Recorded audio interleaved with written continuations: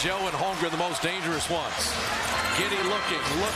Holmgren's got it, turns, fires. He hit it! He was on the line, though, I think. He might have been on the line. So, that was a goddamn heartbreaker. A big punch to the chest, however you want to say it, right? It goddamn hurt. It hurt a lot. Wiggins was great. Great positive there, right? Andrew Wiggins looked like himself, was explosive. We saw him dunk like his normal athletic self that he is. We saw him knock down like 5 or 6 3-pointers, including the one that I thought would win us the game, but I was wrong. And for the first 2.5 quarters or so, it looked like Warriors basketball. We were running fast, we were defending fairly well, we were creating good shots, and it just felt like us. It felt like Warriors, man. It felt like the peak Warriors basketball. And even the rotations I thought were better as Moody entered the game in the first quarter.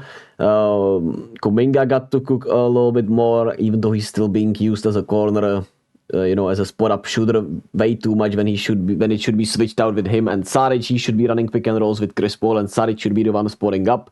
But Chris Paul and Saric have the chemistry, so there's that, I guess. And Chris Paul, even though he was really solid making his 3-pointers, looking for his at the offensive end, it kind of feels like with how Podziemski is playing, he's expendable, right? Podziemski has been playing so well in his spot, and in the role he's been, doing all the little nuanced stuff. He's a great rebounder. He's a good all-around player that is not afraid to do anything. And yeah, Chris Paul is looking a little more expendable, huh? But we'll see what happens. We'll see what happens there. Of course, no Draymond thanks to the suspension, and the problem is the standard team can create and get whatever it wants from us. We love to, switch everything, and we're not even great at it with, some bad communicating. Even though we want to switch everything, sometimes they just forget to switch, or I don't know. And the Thunder created whatever they wanted. We will just switch on every pick and roll, and they pick whatever matchups they like and pick us apart. Jalen Williams did like 4 pick and rolls in a row in the fourth quarter where he was able to get to his spot, and he got to his spot every time he wanted, and he made us pay in that fourth quarter. And Shea got to his spots as well as much as he wanted, even though we did load up on him a little more, but he took over in the third quarter where the Thunder were looking like they were going to get blown out. And in the fourth and overtime, he was sensational, but more on him a little later. We also helped them in the third quarter with some really bad turnovers. Kuminga had a really bad, 2 bad turnovers that led to straight buckets. And the offense stagnated a little too much there. And yeah, defensively, the Warriors just lack speed and point of attack defense, really, right? At the guard spots, which makes you think maybe we need Moody to start instead of Klay. He's not as he has his bad moments, Moody does, but he's young, athletic, lengthy wing who could guard better than Klay at this point, and we might need to just use Klay in some, burst spots. He just doesn't have it anymore. He's not that defender that he once was. He's not even looking like the shooter he once was, as he did have a burst at the end of the second quarter, but at the same time shot us out of this game in the fourth and the overtime. Where there were 4 shots where I was screaming, "What the hell is you doing, Klay?" And I love you, Klay. I really do love you, man. I'm praying you figure this out, but I guess the downfall of every dynasty is that we ride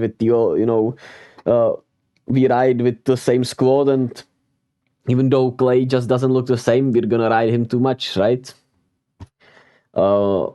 It's hard as it is with anything when you just start to get old and can do the same old stuff, and it's hard to be honest with yourself. It's hard to have people be honest with you also, and yeah, I don't know.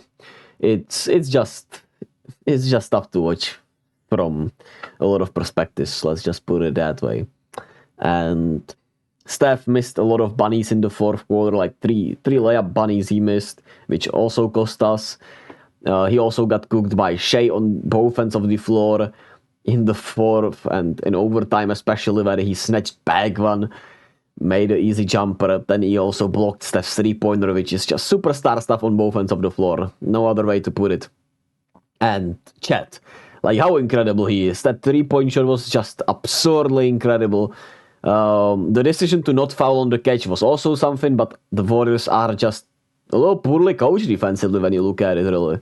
Since Mike Brown left, there have been a lot of defensive issues, which is intriguing to say the least.